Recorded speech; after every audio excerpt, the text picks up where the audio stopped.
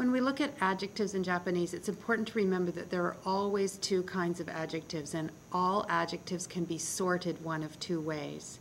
Primarily when we start Japanese, we deal with E adjectives. You know it's an E adjective because you see an actual E at the end of the word.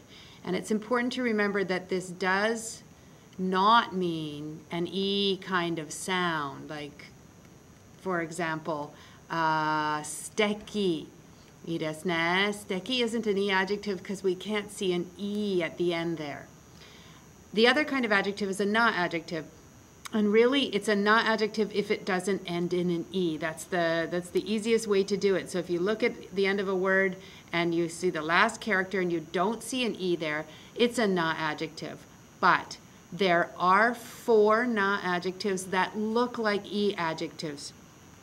And they are kirai, kirei, yume, and tokui. I dislike pretty, clean, famous, talented people. The key to remember about na adjectives is they are never touched. They never alter. You never ever drop sounds or change sounds in a na adjective.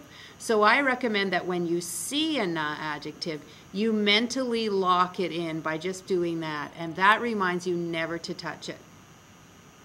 E adjectives will change for you depending on whether you want to say it is or it isn't or it was or it wasn't.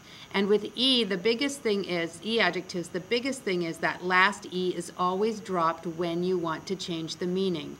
So to go from sugoi desu to sugokunai desu, we drop that E and add kunai. Don't forget the desu. For was, you're dropping the E and adding kata. Don't forget the desu. And it wasn't kunakata. And again, see that desu is still there. The only kind of odd E adjective that we have is the actual adjective good. And I used to remember it's good that we only have one weird E adjective. So it's E desu when it is, but when it goes into isn't or was or wasn't, it goes from E to yo. Dakara yokunai, yokata, yokunakata. For na adjectives, as we said, you never touch them. So the thing that does all the changing is going to be our desu. Dakara yume desu, yume janai desu, for it isn't.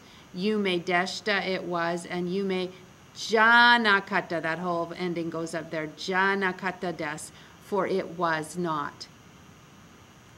When you're putting E and na adjectives in, you can also join them just like we joined verbs. And we know to join verbs we use te form, and in adjectives we have the same thing. So we drop the E again and add kute, and kute allows us to go out and grab something else that you're going to add on to it.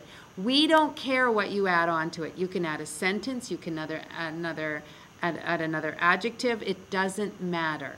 For yume, again, we've talked about the fact that it's locked in. So it's a day that we add on, and that allows us to make the meaning of and. Dakara yume desu, sugoi desu, it's famous and great. But we call it a na adjective, and I always get asked, when do we use that na?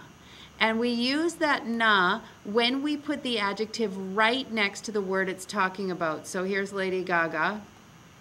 And if we want to say it's famous Gaga, yume na Gaga desu. But if we want to say Lady Gaga is famous, Gaga wa yume desu. In other words, we only ever see the na when the adjective is right in front of the word it's talking about, the word it's describing. Do we do this with E adjectives? No. We just put the E adjective, sugoi, gaga, desu, or gaga wa sugoi desu, and we're done.